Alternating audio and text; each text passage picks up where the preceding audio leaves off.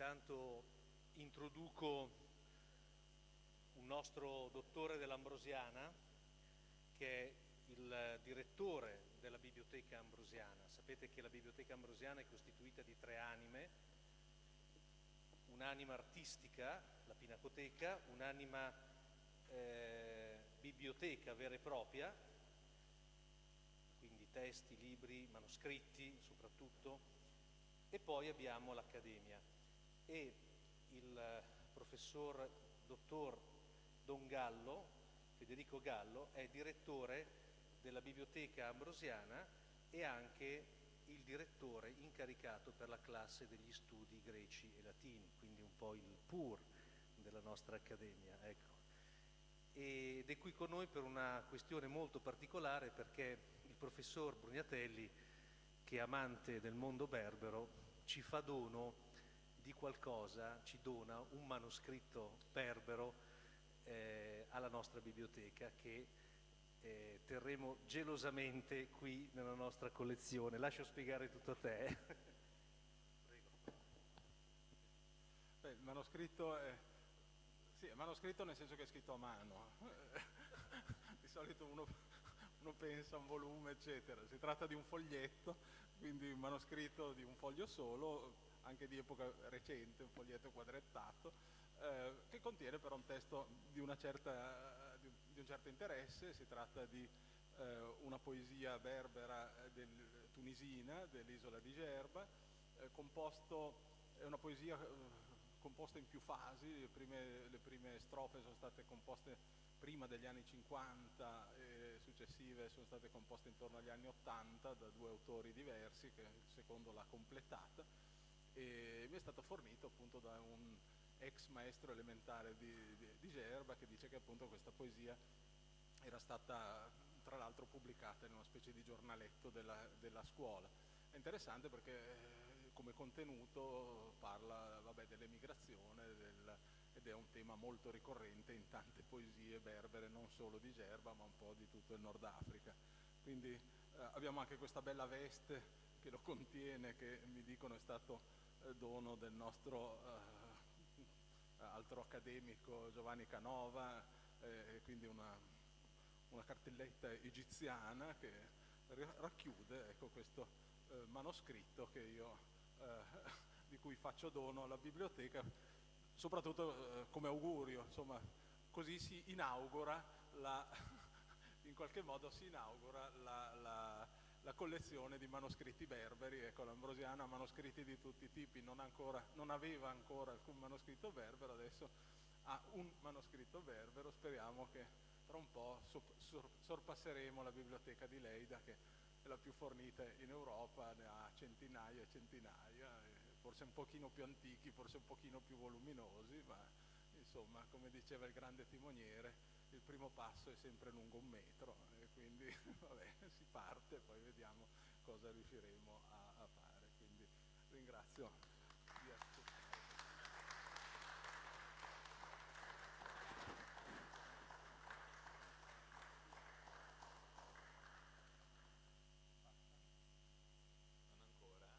Noi siamo molto contenti perché siamo in cordiale rapporto, ma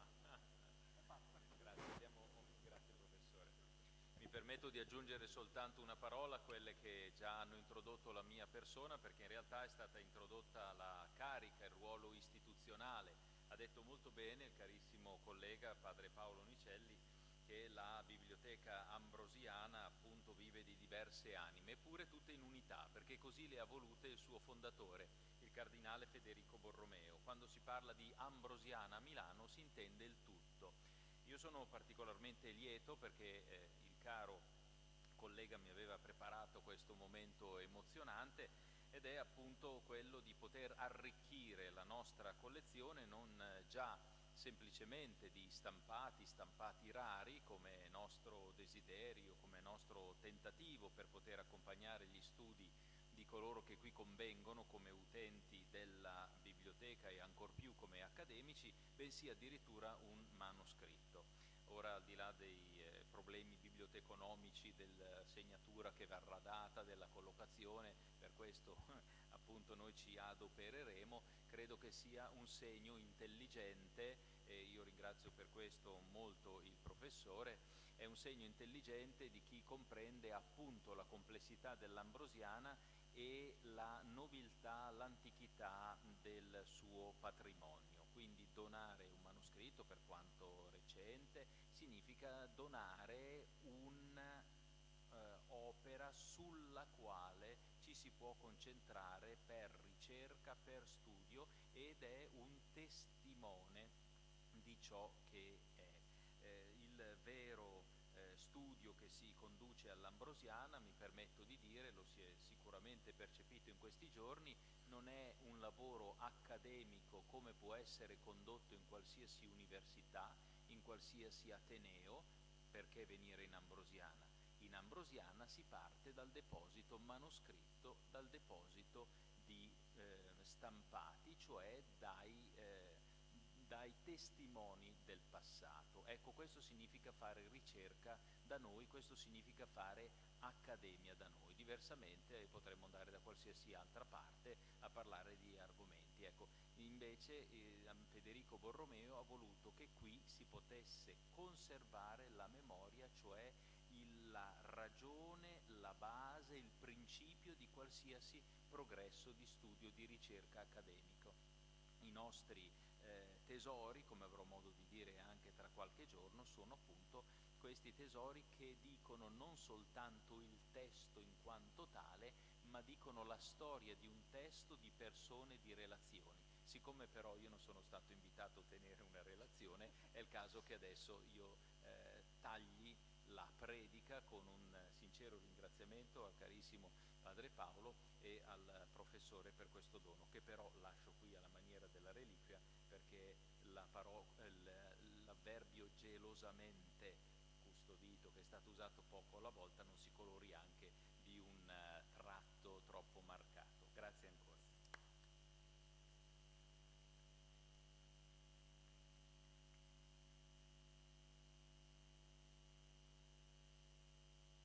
Due documenti berberi in Ambrosiana, speriamo di averne di più in futuro, e con questo vorrei introdurre adesso il professor Brugnatelli, che si è già introdotto piuttosto bene. La sua conferenza sarà sul tema della spiritualità di Si Mohand, e vi do alcune brevi linee un po' del suo percorso intellettuale. Per Bono Brugnatelli, milanese di nascita e di formazione accademica, è uno specialista di linguistica storica, i cui interessi sono particolarmente focalizzati sul mondo berbero, senza trascurare gli altri ambiti della linguistica camito-semitica, cui ha contribuito anche con studi comparativi e relativi a singole lingue, in particolare l'eblaitico ed aramaico. Attualmente è professore associato all'Università di Milano Bicocca ed ha svolto attività in qualità di docente e di componente di commissioni di tesi di dottorato presso varie altre università italiane, nonché in Francia, Algeria e Australia. Dirige dalla fondazione, cioè dal 1993, il Centro di Studi Camito-Semitici di Milano, ed è presidente dell'Associazione Culturale Berbera. Ha curato la maggior raccolta di fiabe berbere tradotte in italiano in 3 volumi e ha svolto studi su numerosi ambiti della linguistica e della letteratura berbere. Le sue attività di ricerca sul campo si sono concentrate sul berbero orientale, in particolar modo sulla varietà, in precedenza quasi sconosciuti, di Gerba, Tunisia, senza peraltro trascurare altre aree, per esempio quella del Kabilo, di cui sta realizzando un supplement al grande dizionario di Dallé. Allora, Vermondo, ti lascio la parola e grazie per essere qui con noi.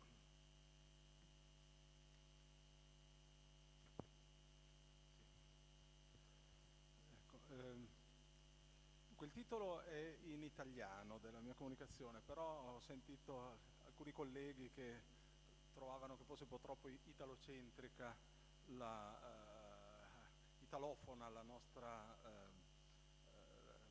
nostro convegno, il nostro incontro, e a questo punto ho optato per una soluzione mista, nel senso che io allora farò la comunicazione in francese, ma le illustrazioni invece sono delle poesie con la traduzione in italiano, quindi entrambi, sia il pubblico solo italofono sia il pubblico internazionale dovrebbero in qualche modo cioè dovrebbero riuscire a seguire abbastanza, magari non nel dettaglio, ma insomma gran parte della mia comunicazione. Donc je vais parler en français, mon français un peu milanais, comme le savent ceux qui me connaissent, mais finalement c'est du français. Voilà. Le sujet de mon intervention c'est Si Mohand ou Mahand, ça c'est le nom complet. C'est un grand poète, c'est considéré peut-être le plus grand poète kabyle. La Kabylie, vous savez, c'est une région berbérophone, pas loin à l'est d'Alger, à une centaine de kilomètres d'Alger.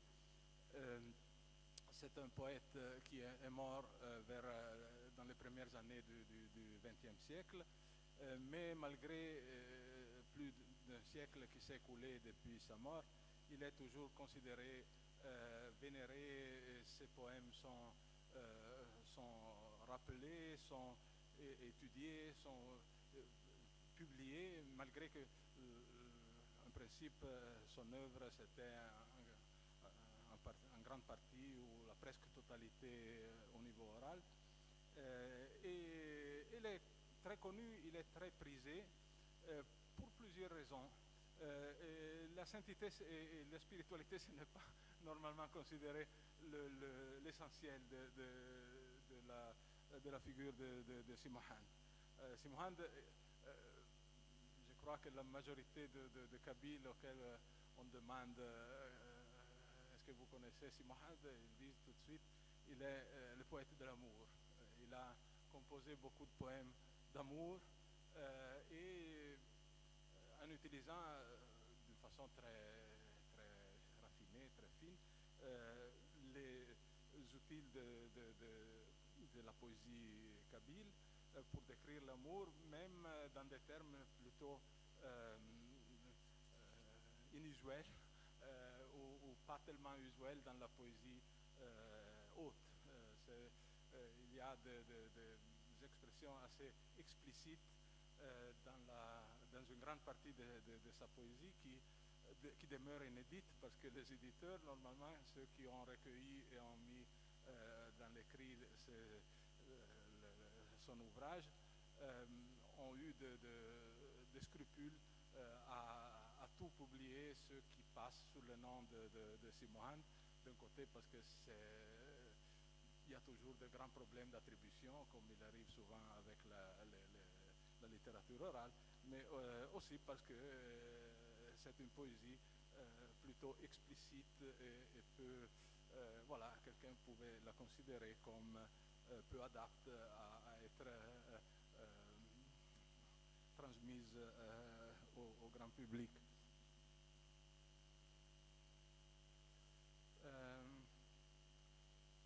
Et malgré ça, Mouloud Mamri, qui est le grand écrivain kabyle qui a fait connaître au monde beaucoup d'aspects de la culture kabyle, entre autres, il est l'auteur d'une grande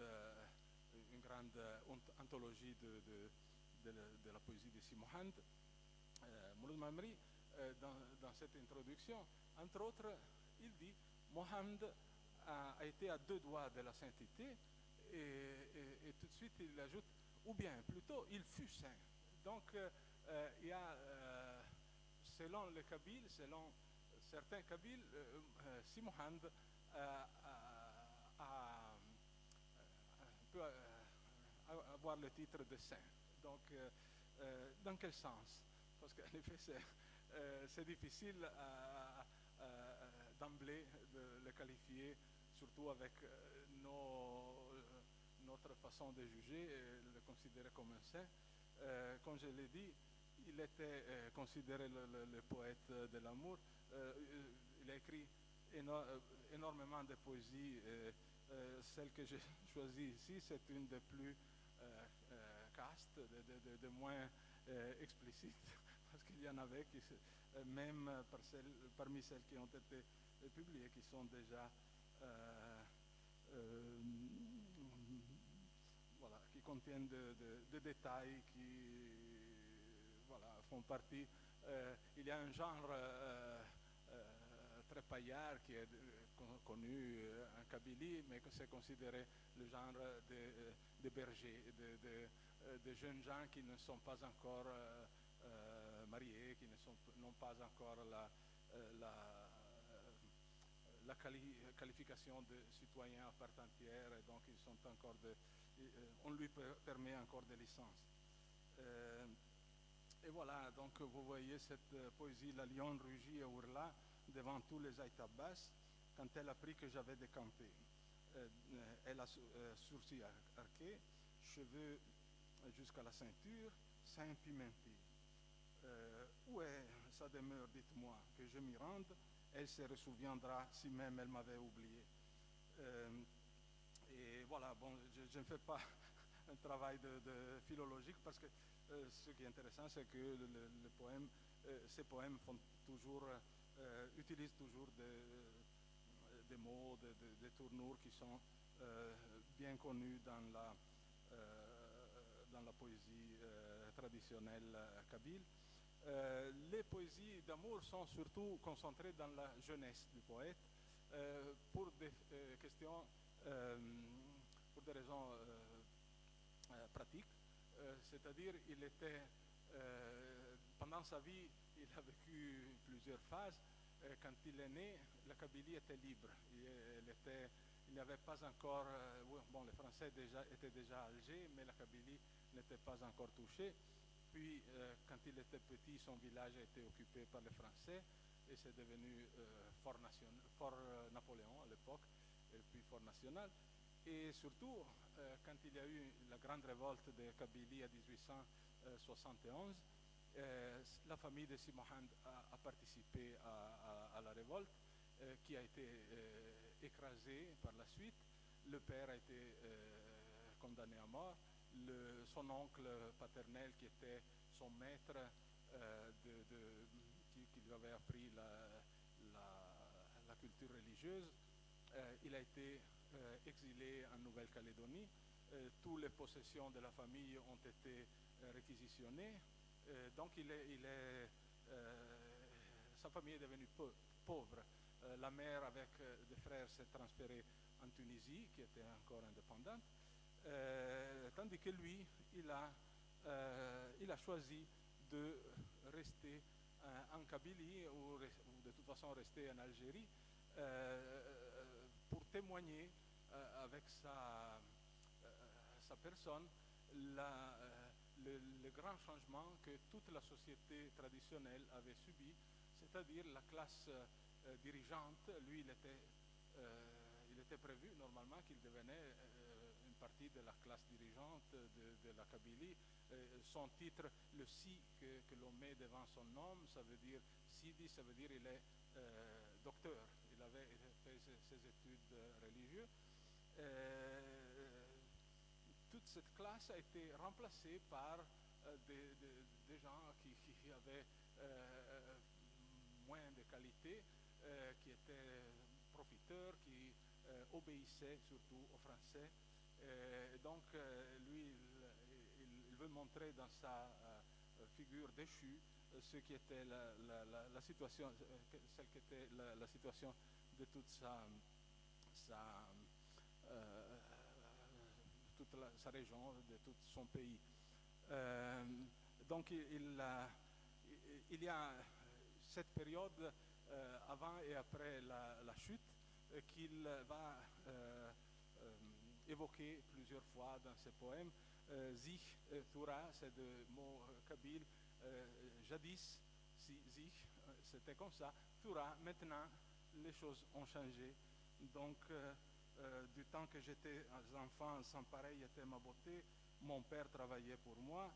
nous possédions les bonnes terres de Chamlal et d'autres en montagne. C'était, pensais-je, la fortune. Maintenant que je prends appui sur la férule, mon bonheur penche, là où est le temps d'antan. Ou bien,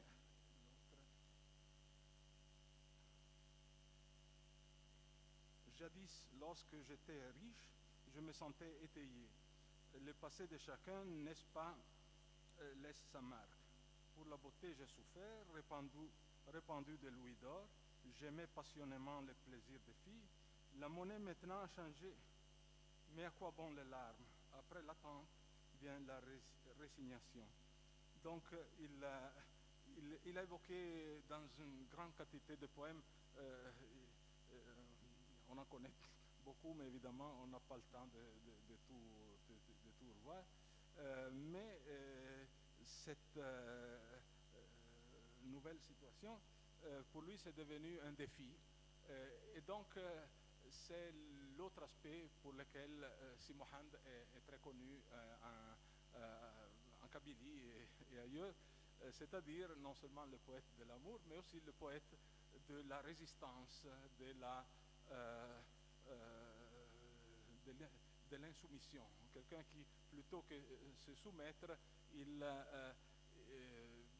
fait face à n'importe quelle âpreté de la vie.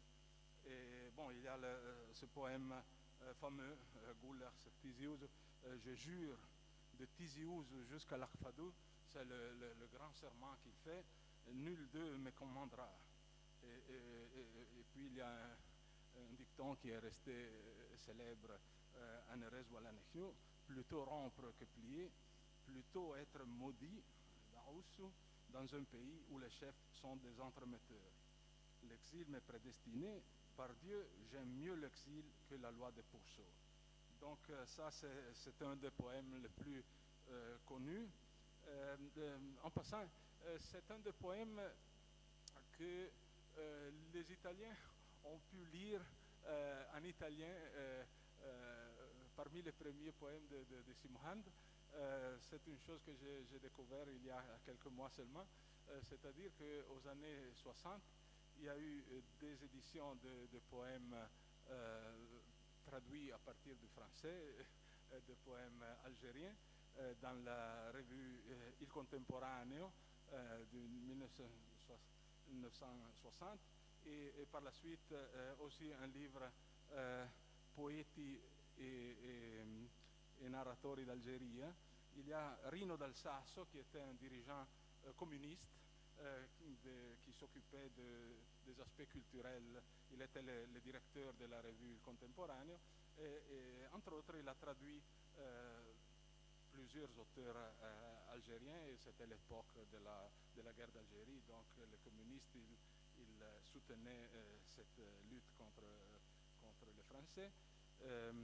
Et parmi les ouvrages qu'il a traduits, il y a ce poème-là, le serment de résistance de Si Mohand. Donc il est connu surtout pour ses aspects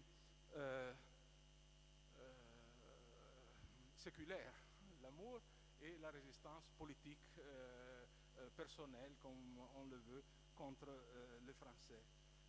Tandis que, alors quel est l'espace de la spiritualité dans tout ça?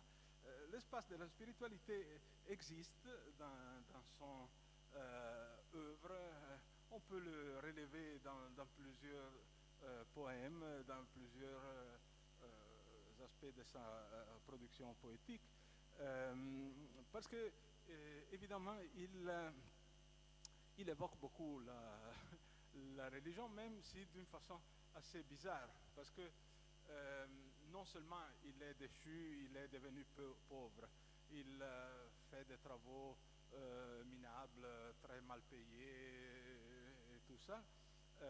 Aussi, bon, il avait probablement, il n'était même pas trop doué pour les choses pratiques. Donc une fois qu'il vendait des choses à manger, il a combiné, il a fait des choses assez mauvaises. Donc ses clients ont failli être empoisonnés, voilà. Et voilà. Mais à part ça, il gardait, il a aussi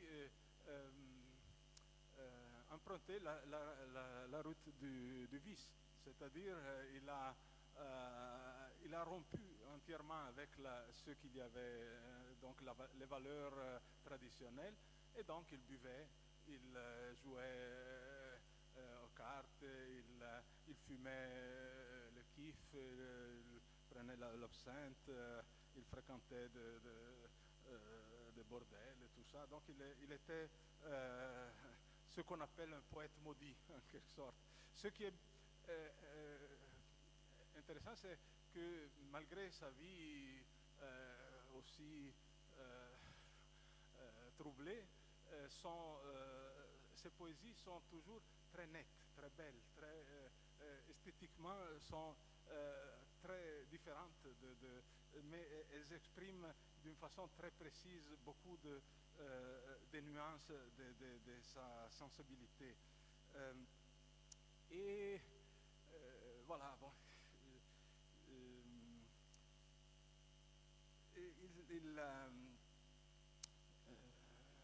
Il exprimait son choix. Voilà, ça c'est.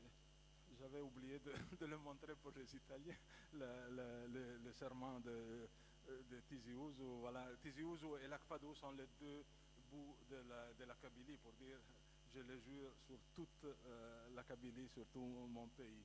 Je préfère vivre une vie très minable, mais ne pas me laisser commander par ces gens-là. Et parmi ces propos, il y a aussi le propos de suivre le mal. Il dit « Gloire à toi unique sans seconde », donc à Dieu. « Notre devoir est de te louer, tu imposes les lois et nous nous soumettons. Au temps de ma droite chance, j'ai passé mes jours à réciter le Coran. » Donc il évoque assez souvent sa vie ancienne d'élève des écoles coraniques, cherchant le sens de chaque terme. « Maintenant que me voilà perdu, je pêche sciemment, je sais la voie et la fuis. » Donc ça fait partie d'un tout. Il dit, s'il y a une vie minable, je dois vivre cette vie, je le sens comme une obligation, en quelque sorte. Et ce qui lui donne beaucoup de problèmes, beaucoup de regrets, surtout dans certaines situations, elle aussi liée en quelque sorte à la religion. Par exemple, quand il y a les fêtes religieuses, par exemple, ce poème-là, c'est à propos de l'Aïd, la fête, la grande fête. Il y a plusieurs poèmes comme ça, dans lesquels il se souvient de ce qui se passe dans la société traditionnelle où tout va bien, les gens fêtent ensemble dans le village cette fête, tandis que lui, il est abandonné, il est loin de sa famille, il est loin de son village, et il est loin même de la religion, parce que il est en train, voilà, le Aïd, c'est mardi, disent, le docte clair aimé de toi, mon Dieu, tel en sa maison passe une fête heureuse, surtout s'il a une femme agréable.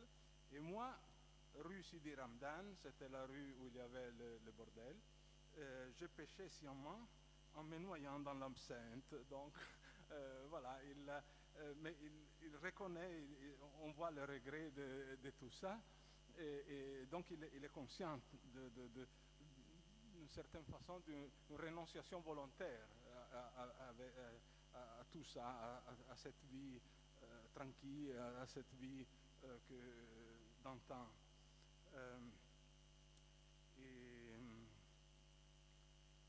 Et il était conscient d'avoir fait un choix pour la vie, qui est un choix difficile. Et dans ce poème, je trouve intéressant la métaphore du voyage, qui est la métaphore de la vie et de la vie le voyage, c'est surtout dans ce contexte, le voyage de la mort, quand on passera dans un autre monde. Donc, Wivran Rabbi Ati Wahed, qui veut méditer Dieu, regarde le pauvre Mohand dont est dévoyée la raison. Il avait étudié le Coran, l'avait psalmodié, il était jadis vigoureux, et le voilà qui ne peut plus que lever les paupières. Le départ est proche, je crois, des provisions point, et pour seul compagnon, sa pipe, la pipe du kiff, évidemment. C'est une métaphore très, très fréquente dans un poème religieux que j'ai relevé à Gerba, par exemple. On parle de la mort, de ce qu'il y aura après la mort, le jugement et tout ça. Et on parle aussi de provisions du voyage. Donc les bonnes actions sont des provisions. Et si on n'a pas de bonnes actions pour faire face à ce voyage, alors c'est dommage. Et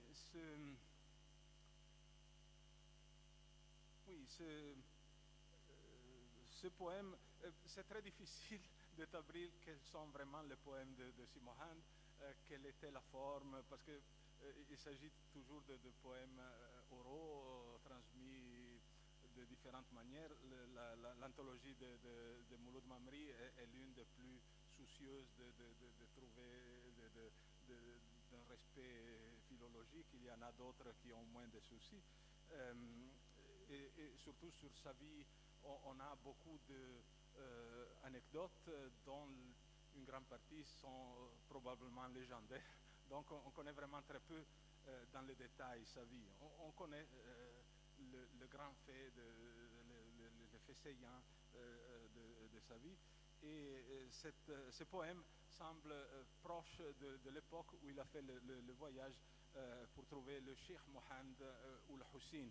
Le Cheikh Mohand, c'était un autre grand personnage de Kabylie. Je crois que Tassadit Yassine prochainement va en parler. Lui, il était un saint en quelque sorte traditionnel, c'est-à-dire il était dans la route, dans la bonne route. C'était pas quelqu'un comme Simohan qui avait tout perdu, tout abandonné. Et à un certain moment, il y a eu la rencontre entre les deux, une rencontre un peu bizarre dans laquelle les deux se respectaient, mais chacun allait par sa route, mais ça se voyait qu'il y avait un grand respect entre les deux. Et finalement, les deux ont chacun prévu le destin l'un de l'autre. Mais voilà, ce serait ouvrir un autre chapitre. J'ai déjà pris trop de temps pour ces questions. Et peut-être si quelqu'un voudra me faire poser des questions, mais ce n'est pas le cas d'aller maintenant en parler.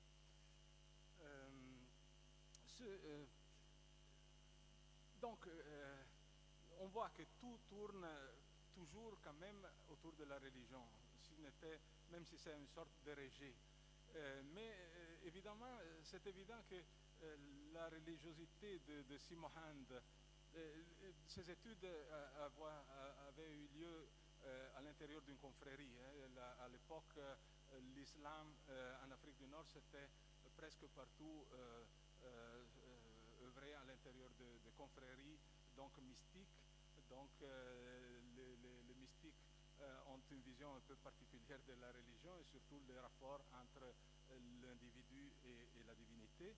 Et lui, il avait évidemment, même s'il abandonnait la récitation du Coran, la prière et les actes formels de la religion, il gardait à l'intérieur l'idée d'un rapport direct entre lui et la divinité. Divinité dont il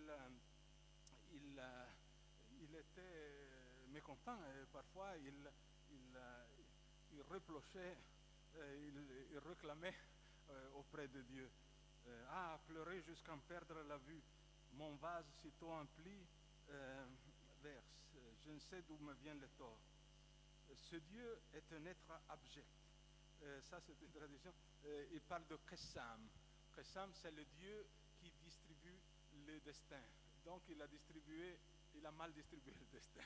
Ce Khessam, et Zamel, ce n'est pas un être abject, c'est un pédéraste. Voilà, voilà, c'est une insulte très forte. Donc il parle de Dieu d'une façon vraiment très libre, disons. Je l'implore chaque jour je me plains à lui. Donc il utilise, pour parler avec Dieu, un langage qui n'est tout à fait pas orthodoxe, si l'on veut, mais c'est très senti, parce que évidemment, entre lui et Dieu, il y avait un rapport très fort quand même. Et donc, c'est comme des amis. Avec des amis, ok.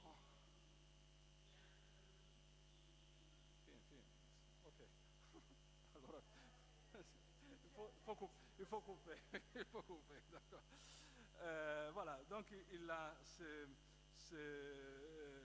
il dit, voilà, Dieu, il est voilà, comme un homosexuel qui a, en italien on dit invertito, il a interverti l'ordre naturel, soi-disant naturel, et lui elle a fait comme ça.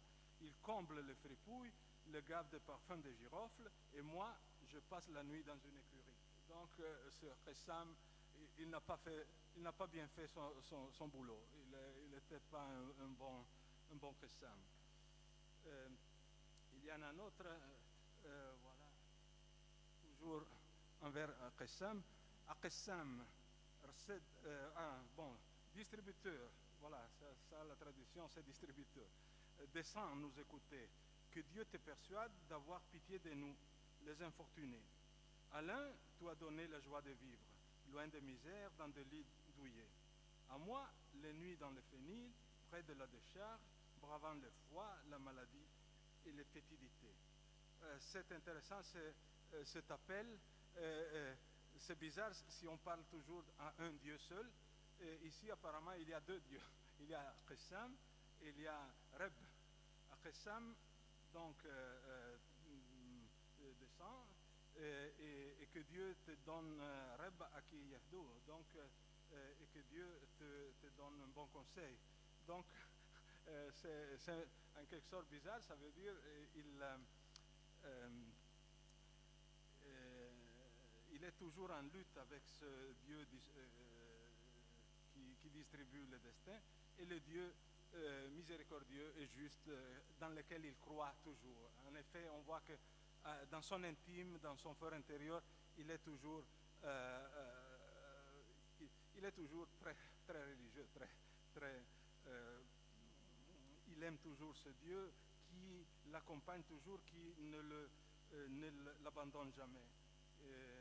Dieu est toujours avec lui. Lui, il le sent et il le dit, compatissant et miséricordieux. Gloire à toi, Tout-Puissant, Maître de foules innombrables, tu accordes la vie à qui n'a point d'argent, puissant sénégalais, qui a l'œil sur nous tous, puisque beaucoup qui ne font rien vivent sans dette ni souci. Par Dieu, femme, je ne te craindrai plus. Donc, même les pires choses de sa vie, il ne les craint plus parce qu'évidemment, il a toujours cette foi. Même si dissimulé, si l'on veut, dans une pratique qui est l'opposé de l'orthodoxie, il a dans son intérieur cette foi qui l'aide à dépasser toutes les difficultés. Et voilà, il y a plusieurs poèmes de ce type, comme celui « Le tard attend la vieillesse, sage que je t'avise, profite de plaisir tant que tu es jeune. Procède avec discernement, âpre le monde, il marque quiconque s'adonne à lui. De Dieu j'invoque l'assistance, le pardon, la miséricorde, il tient en sa main la grâce. Voilà, donc j'ai déjà trop parlé. Je finirai avec le mot de Mouloud Mamri qui explique quelques lignes après son affirmation que si Mohammed était un saint. Il dit, car de son vivant même, et si paradoxal que cela puisse sembler, la persévérance de Mohammed dans la perdition finit par paraître une marque d'élection. Sa débauche n'était plus une tare, mais l'épreuve à lui infliger pour le révéler à lui-même et aux autres, à la fois pour lui-même un ascèse et pour les autres un signe. Il a, et voilà, pour finir avec les paroles de Simone, pour montrer encore une fois l'aspect bizarre de cet individu, j'aime conclure avec ce qui est considéré son dernier poème.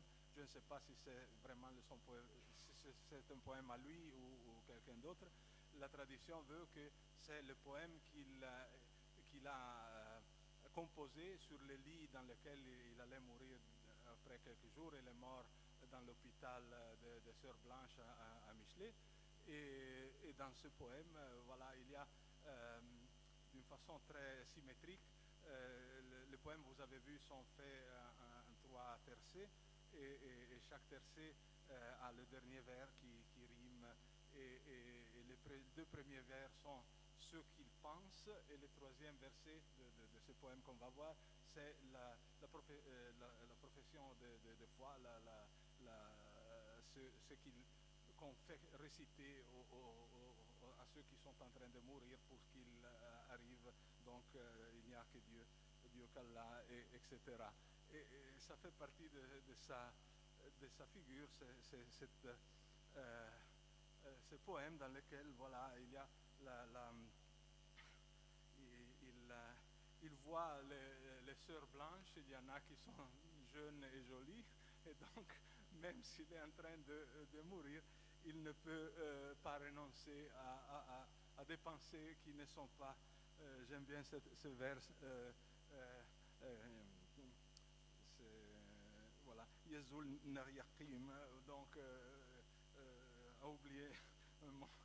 Je rêve de 2 heures, j'aperçois de 2 filles de Perdrix, voilà, et puis le 3e vers, il n'y a de Dieu qu'Allah, puis habillé à la française, elle rassemble des Belges, et voilà la suite, et Mahomet est l'envoyé d'Allah. Bon, si on pouvait rester 2 heures avec elle, c'est pas question de faire de prier, et voilà, Arabi Astaghfirullah, que Dieu me pardonne, et je pense que c'est une bonne conclusion dans tous les poèmes religieux. Normalement, ceux qui récitent le poème finissent, et je le fais aussi, pour demandant le pardon de Dieu sur soi-même, sur les parents de ceux qui ont assisté, et aussi sur le pauvre Simohand Umhand. Merci. C'est tout.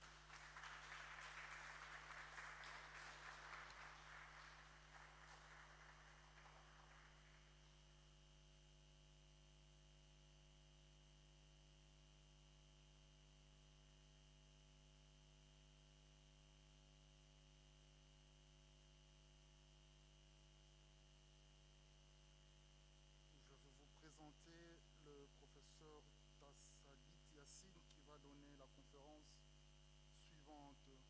Elle est titulaire d'une thèse de doctorat de 3e cycle sur lignage religieux et production symbolique, études religieuses et islamiques, soutenue en 1983 avec mention à Paris 3 avec mention très honorable et félicitations du jury. Cette thèse est publiée. En 1992, elle a soutenu sa thèse de doctorat d'État sur production culturelle et agents de production dans les sociétés berbères du XVIe au XXe siècle. Et cette thèse de doctorat d'État a aussi obtenu la mention très honorable avec les félicitations du jury. En ce qui concerne sa carrière, Tassadit Yassine est maître assistant à l'université a été maître assistant à l'université d'Alger au département des langues vivantes et étrangères. Elle a été chargée de conférences à l'école des hautes études en sciences sociales, directrice du centre de recherche et études à Amazigh. Elle est depuis 1992 maître de conférence à l'école de hautes études en sciences sociales. Depuis 1996, elle est membre du laboratoire d'anthropologie sociale du Collège de France et du CNRS et de l'école de hautes études en sciences sociales. En 1999, elle est visiting scholar à l'université Berkeley. En 2000, elle est visiting professor à l'université Berkeley. Et depuis 2006, elle est directrice d'études à l'école de hautes études en sciences sociales. Vous avez la parole, madame le professeur.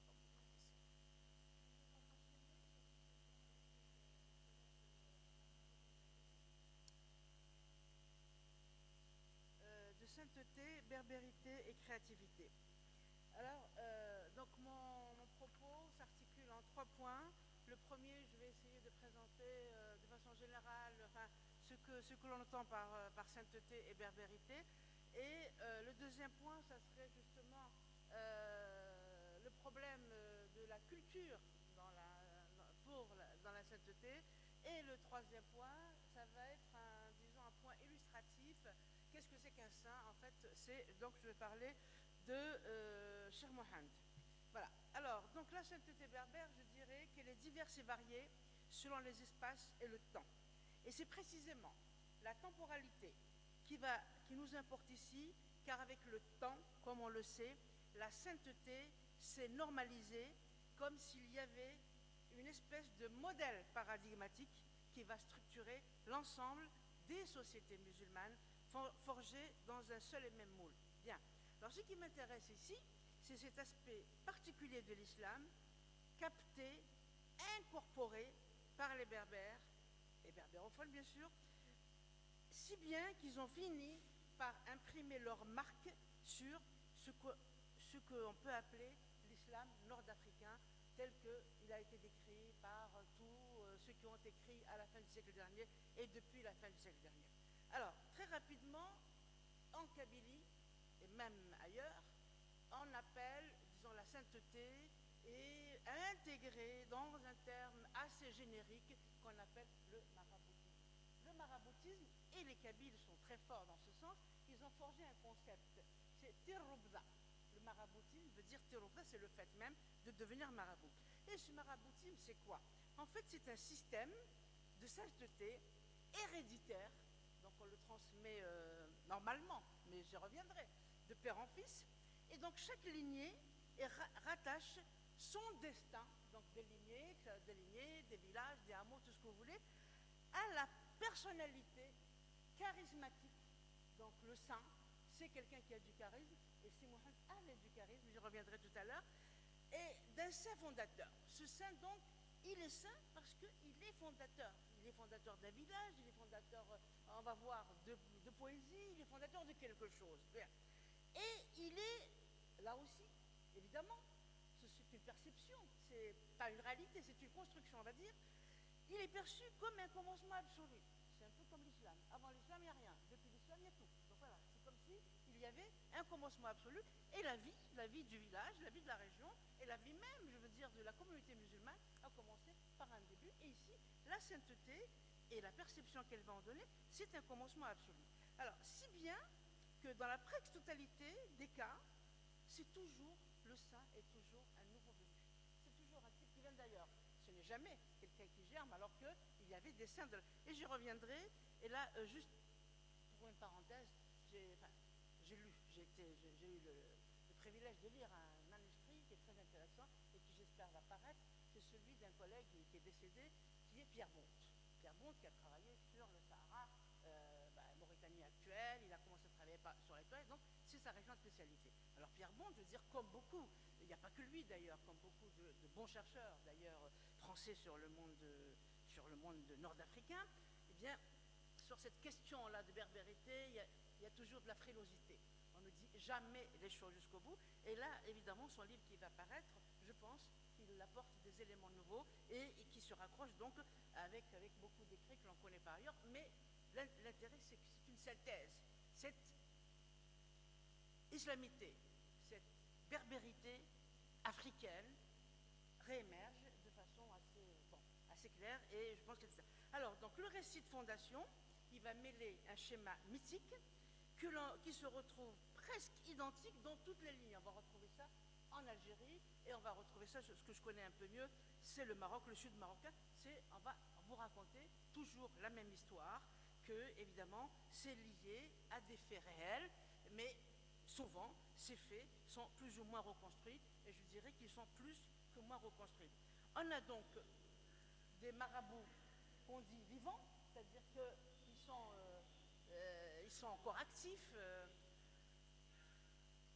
ils jouent un rôle effectif dans la cité, et on a des marabouts morts, c'est-à-dire qu'après leur mort, on continue, et c'est ça, c'est très intéressant, on continue à les vénérer, et c'est comme si, évidemment, l'esprit, le marabout n'est pas mort, son esprit est toujours là, est toujours vivant. C'est le cas, évidemment, du saint dont je parlais tout à l'heure. Alors, donc, je ne reviendrai pas sur ce qui a déjà été écrit et connu sur ce domaine-là. Il y a beaucoup de travaux. Avec la colonisation française, beaucoup de travaux sur le phénomène maraboutique, sur le phénomène confrérique. Il y a énormément de travaux. Certains, en tous les cas, au niveau descriptif, c'est des travaux de qualité. Heureusement, d'ailleurs, je pense à Depont et Popolani, qui ont fait un travail extrêmement minutieux sur les confréries. Le confrérie dans tout le monde musulman, c'est magnifique. Nous avons aussi d'autres comme Douté, comme Dermengem. Alors Dermengem, ça a été vraiment, dire, le sauveur du culte des saints, de tout ce qui est l'islam maghrébin. Je crois que vraiment Dermengem, c'est l'une des pierres angulaires de l'histoire de la sainteté en Afrique du Nord. Et Dermengem, en plus, c'était un chrétien, on va dire, de gauche. Je ne sais pas s'il faut dire ça comme ça aujourd'hui. C'était un chrétien de gauche et qui comprenait parfaitement, justement, c'était une main tendue, en fait, vers cet islam durant la période coloniale et durant la période. Donc, évidemment, il y a ces travaux encore importants, mais il y a évidemment toute la culture idéologique de la colonisation. Donc, l'islam qu'on va découvrir en Afrique du Nord, c'était un islam dégradé, c'était un islam fanatique, c'était un islam arrêté, primitif, etc., et représenté, bien entendu, par des populations, par ce qu'on va appeler l'islam populaire, en fait, l'islam qui n'avait peut-être rien à voir avec l'islam des savants, l'islam mythique de l'Orient. Et ça, ce qui va fausser un peu cette figure-là, ça va être en fait ce qu'on va appeler le royaume arabe sous Napoléon III. Voilà. Et là, les Saint-Simoniens voudront justement, encore une fois, tendre une main vers l'islam, vers l'Orient, si vous voulez, et cet Orient sera une espèce d'Orient mythique, c'est-à-dire qu'il y aura un islam supérieur, c'est celui qui vient d'ailleurs, et l'islam dégradé, c'est l'islam confrérique, c'est l'islam maraboutique, c'est l'islam chargé en tous les cas de paganisme. Enfin, c'est cet islam-là qui va donc en souffrir durant cette période. Et évidemment, c'est quoi? C'est l'islam berbère. Quand on dit nord-africain, qu'est-ce que ça veut dire, l'Afrique du Nord? C'est en fait, comme je viens de le dire, c'est un islam complètement travaillé de l'intérieur, complètement naturalisé à la culture berbère. Et voilà, et donc il va le payer parce qu'aussi, comme je viens de le dire, il y a un projet colonial par derrière. Il fallait donc essayer, une grosse critique, et là tout à l'heure à table j'entendais parler de la Vigerie, bien sûr, vers les années 1860, on voudra bien sûr essayer de gagner ces populations qu'on a estimées, à tort ou à raison, pas suffisamment islamisées pour pouvoir les chrétianiser. Évidemment, le projet n'a pas marché. Alors moi, ce qui m'intéresse aujourd'hui, c'est comment les populations d'Afrique du Nord, berbères en tous les cas, vivent cette question et comment elles perçoivent, bien sûr avec du recul, comment est-ce qu'elles